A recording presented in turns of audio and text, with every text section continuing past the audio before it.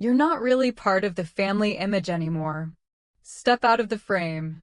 My mom said it loud, like it was a joke, but no one laughed with me.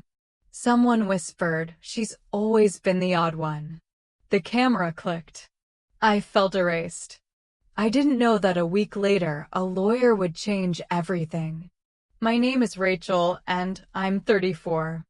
I'm the middle child, the quiet one, the one they forget to tag in posts. I work as a nurse. I pay my bills, I live on my own, and I don't flash money or drama. My family always treated me like background noise. They made big decisions without me. They celebrated milestones and forgot to call me. Holidays hurt the most. Being pushed aside during Christmas hurt more than any gift ever could. I wasn't rich or glamorous, but I had something they didn't expect. If you've ever felt invisible in your own family, this is for you. Subscribe and share your story in the comments. Have you ever felt erased by the people who should love you most? Click like or hype if this hits home. That Christmas, everyone gathered for a formal photo. My mom kept rearranging people like props. Then she pointed at me. "You shouldn't be in this. You're not really part of the core family anymore." My sister laughed and said, "She's got cousin energy in her own house." My brother stared at his phone. No one defended me. I stepped aside while my aunts and uncles watched in silence. Later that night, I heard my parents in the kitchen. They were talking about inheritance, about who would get what, and they assumed I'd get nothing. 3 days later, a lawyer called and asked me to come in next week. He wouldn't say why.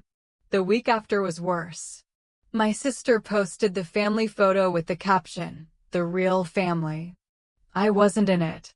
My parents told my siblings they were selling the childhood home and said I had no stake. My brother handed me a document and said, "Just sign this. It's a formality. You know you're sensitive. This isn't personal." I didn't sign. I started asking questions. I started paying attention. Something bigger was happening. I always had a special bond with my Aunt Lila. She used to tell me stories while the others watched TV. She listened. She wrote me letters. What they didn't know was, she saw everything they did. She once told me one day, "Kindness will matter more than blood." When the lawyer called, I thought of her. I had no idea how far she'd gone to protect me. My cousin Maya was the only one who called me that week. She said, "They're planning everything without you. You have to go to that meeting." She'd always been treated like the black sheep too. My parents mocked me when I mentioned the lawyer. "You think you matter in legal matters?" my mom said. "Don't embarrass yourself." The meeting day got closer, and they tried to schedule things so I couldn't attend. I went anyway.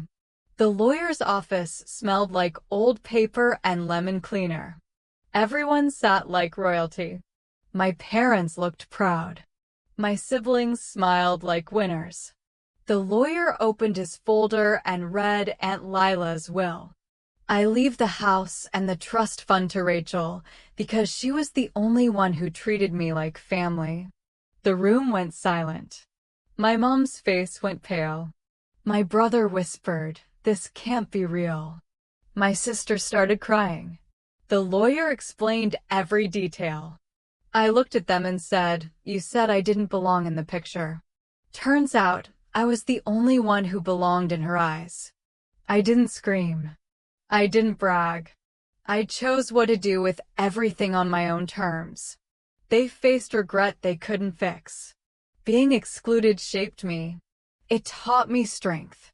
It taught me independence.